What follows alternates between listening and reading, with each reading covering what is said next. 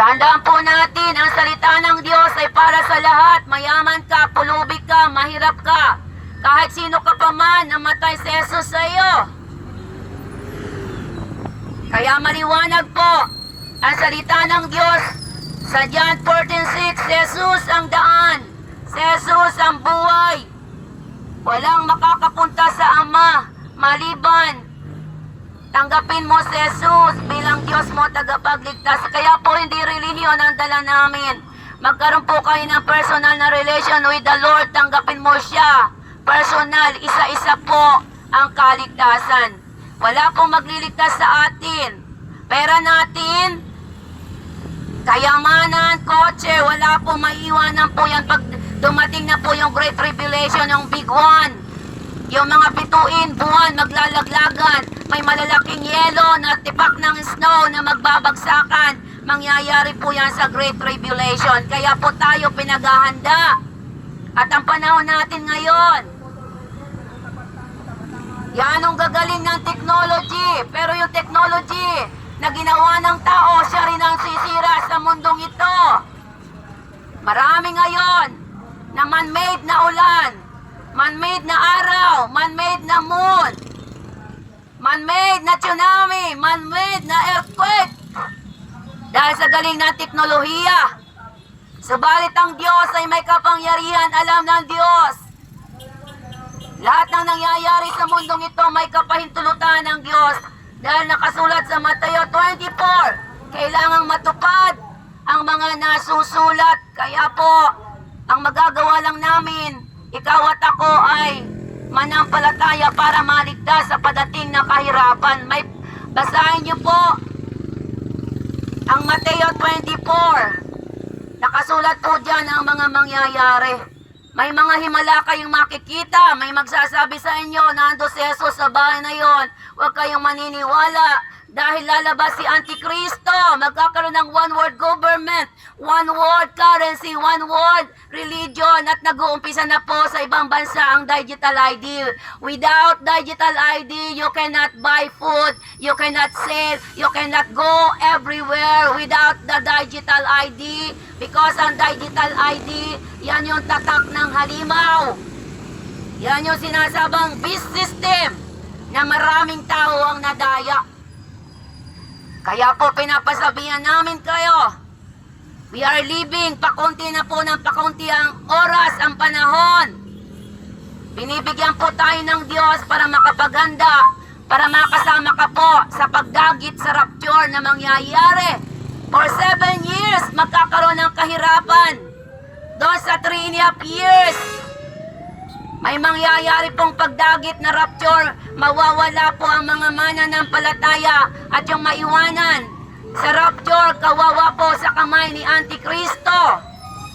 Lalabas si Antikristo. Siya po ang maghahari sa bawat sulok ng mundo. Kaya tandaan po natin, mapalad ang nakikinig na salita ng Diyos. Mapalad ang ipinapamuhay ang salita ng Diyos. Mapalad din ang mga tao na nagiging observant, mapagmatsyag sa mga current event na nangyayari dahil nakasulat sa Biblia. Subalit maraming tao ang tulog, nag-i-enjoy. Salamat sa teknolohiya. Ang technology pinahintulutan ng Diyos. Subalit yung technology na mayroon tayo, siya rin ang sisira sa mundong ito. Isang araw wala nang trabaho. Puro robot na. Sayang ang pinag-aralan nyo. Robot ang gagamitin. Sabi nga ni Bill Gates, ang matitira lamang na trabaho sa panahon na padating sa agenda nila na 2030 agenda, global agenda na nakalagay sa Google. Ang mga tao walang trabaho. Mawawala ng trabaho. Ano lang yung trabaho? Nakakailanganin sa padating na panahon at taon. Yung mga biologists, mga programmer, at saka mga marurunong sa electricity. Yan lang ang matitira na trabaho kakailanganin. Why? AI. Puro robot ang gagamitin.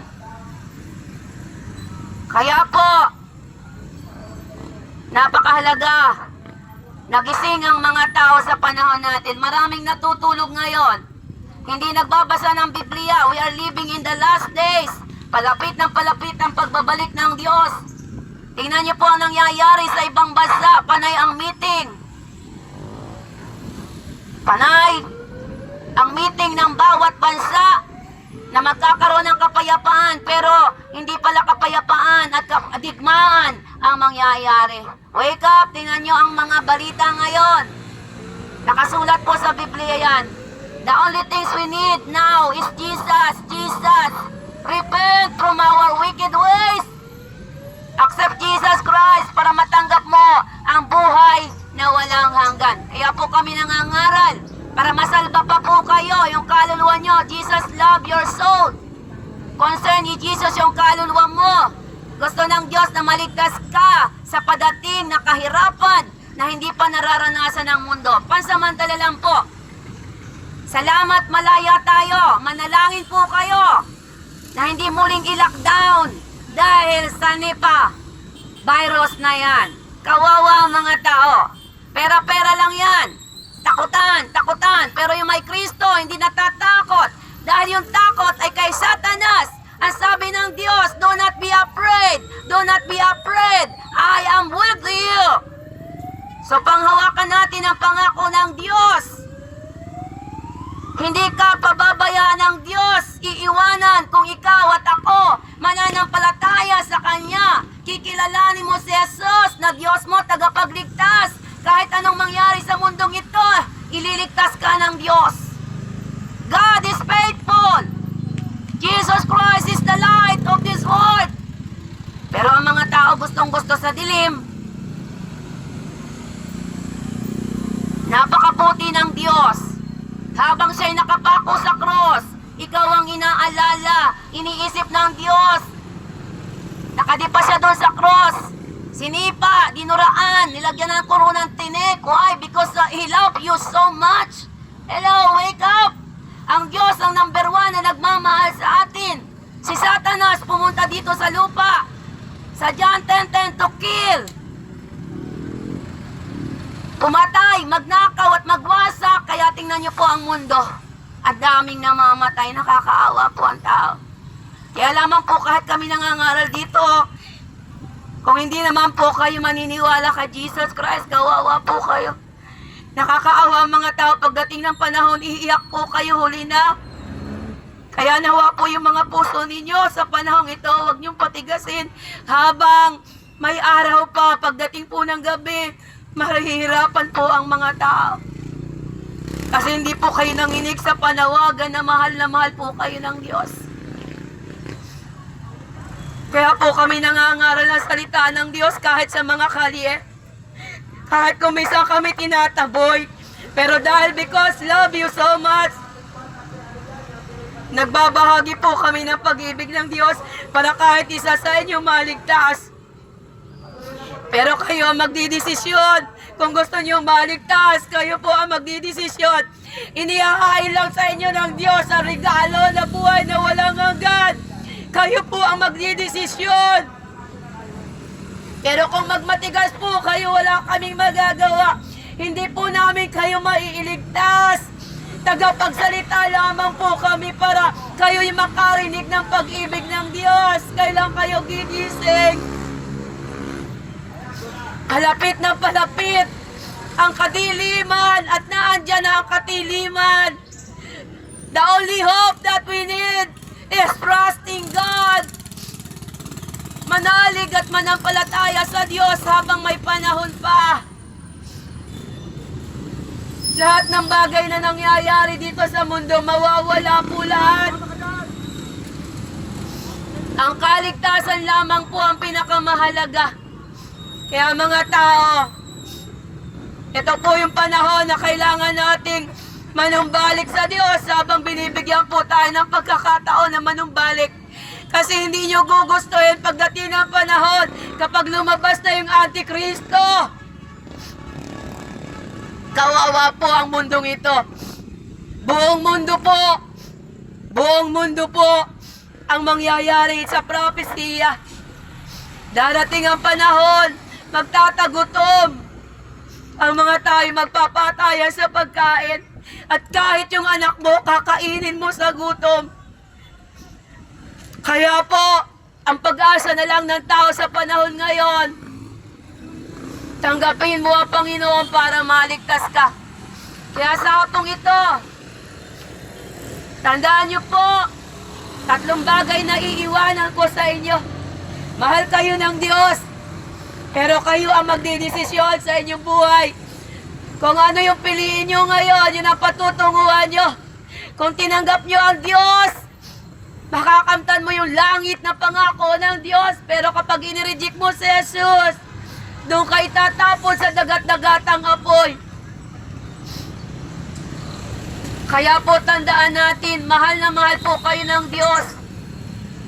Maliwanag ang Biblia. Ang pag-ibig ng Diyos ay para sa lahat. Ang ayaw lang ng Diyos yung kasalanan natin. Mahal ka ng Diyos, yung kasalanan natin, ang ayaw niya.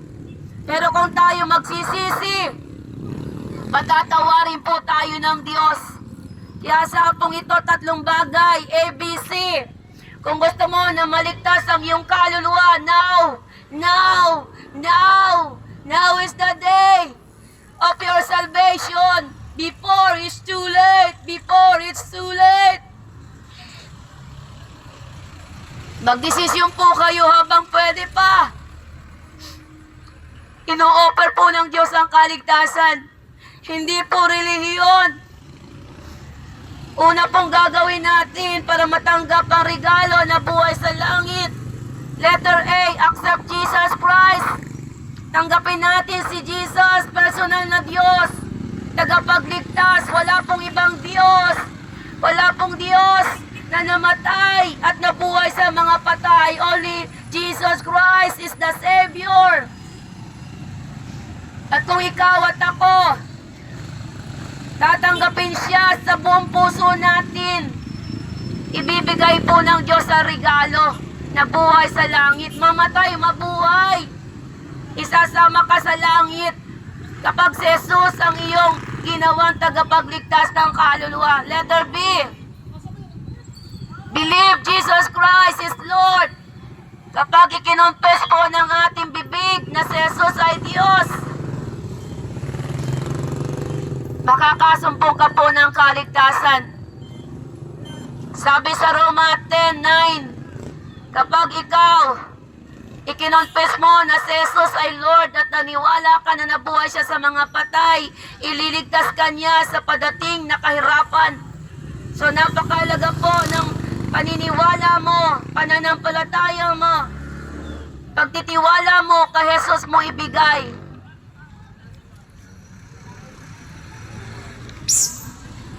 Pera, kayamanan, hindi po tayo maliligtas yan.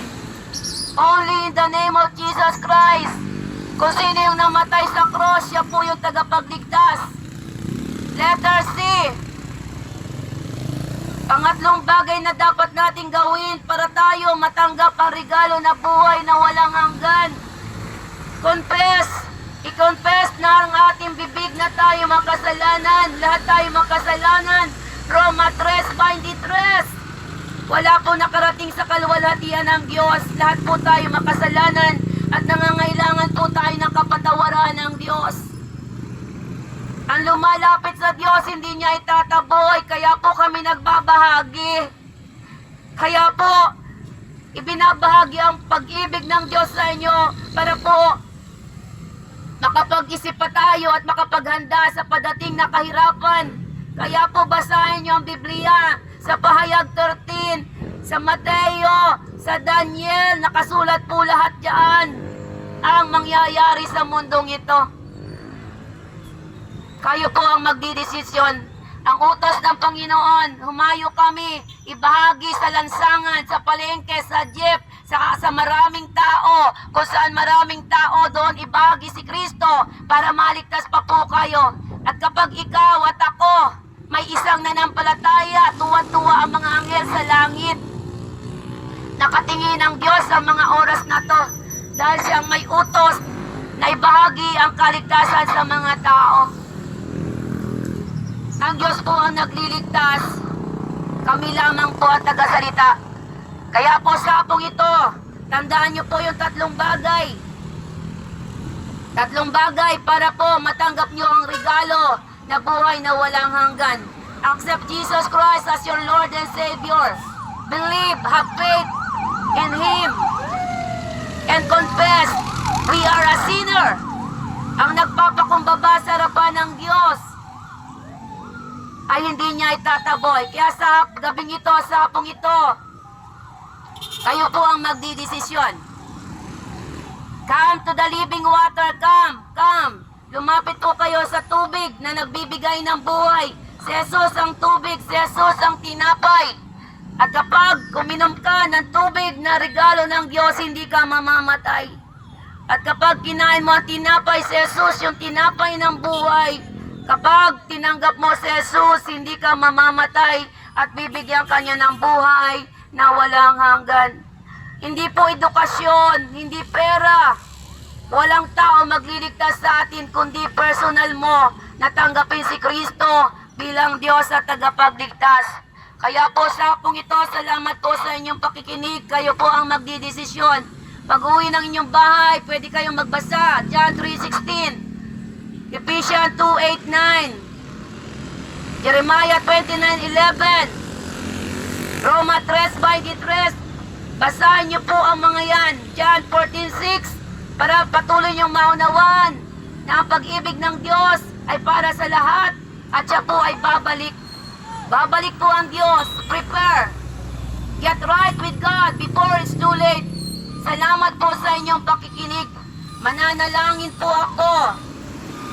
Amang makapangyarihan, maraming salamat po sa hapong ito na nakarinig po ako ng salita ng Diyos. Narinig ko na mahal mo pala ako. Narinig ko na may langit, may impyerno. Narinig ko na babalik ka. Tulungan mo po ako. Patawarin mo po ako sa mga kasalanan ko. Loobin mo po na isulat ang aking pangalan sa aklat ng buhay upang sa pagbabalik mo makasama ako sa pagdagit nang hindi ko maranasan ang great tribulation na padating sa mundong ito. Nagpapakumbaba po ako. Inaamin ko po na makasalanan ako sa oras na to. Linisin mo po ng iyong banal na dugo ang aking puso, isip, at tinatanggap ko po, Panginoong Yesus, na ikaw ay Diyos, nananampalataya po ako sa mga oras na to. Maraming salamat po, Ama. Tanggapin mo po ang aking pagluhog sa iyo, O God. Hindi ko kayang iligtas. Kaya sa iyo ko po pinagkatiwala ang aking buhay. Salamat sa kaligtasan na ipagkakaloob mo. Ito po ang dalangin ko na may pasasalamat. In Jesus' name we pray. Amen. Amen. Salamat po sa inyong pakikinig. Panginoon, pagpalain po yung mga tao na nakarinig na salita ng Diyos. Holy Spirit, ikaw ang may sabi. Ikaw ang nagkukonvict para ang mga tao ay manumbalik sa iyo. Ang trabaho ko lang bahaginan sila. Kaya sa gabing ito, pagpalain mo yung mga tao, ingatan mo sila sa pag-uwi nila, ano man ang ginagawa nila, proteksyonan mo sila. At ang dalangin namin, Lord, hindi po matuloy o mangyari sa aming bansa sinipahat virus in Jesus' name. Lumayo po ang mga kampo ng Diablo sa bansa namin sa pangalan ni Jesus. Tulungan mo po ang mga tao na mapanalanginin dahil ang sama-samang panalangin ay papakinggan mo. Maawa ka po sa aming bansang Pilipinas at ang kaligtasan ay matanggap pa po namin. Maraming salamat po, Ama. Sa iyo po ang papuri, pasasalamat. In Jesus' name we pray. Amen. Salamat po sa pakikinig. God loves you po. At ingatan po kayo ng Diyos. Salamat po. Salamat. To God be the glory. Gandang hapon po. Bye-bye, anak. Bye-bye.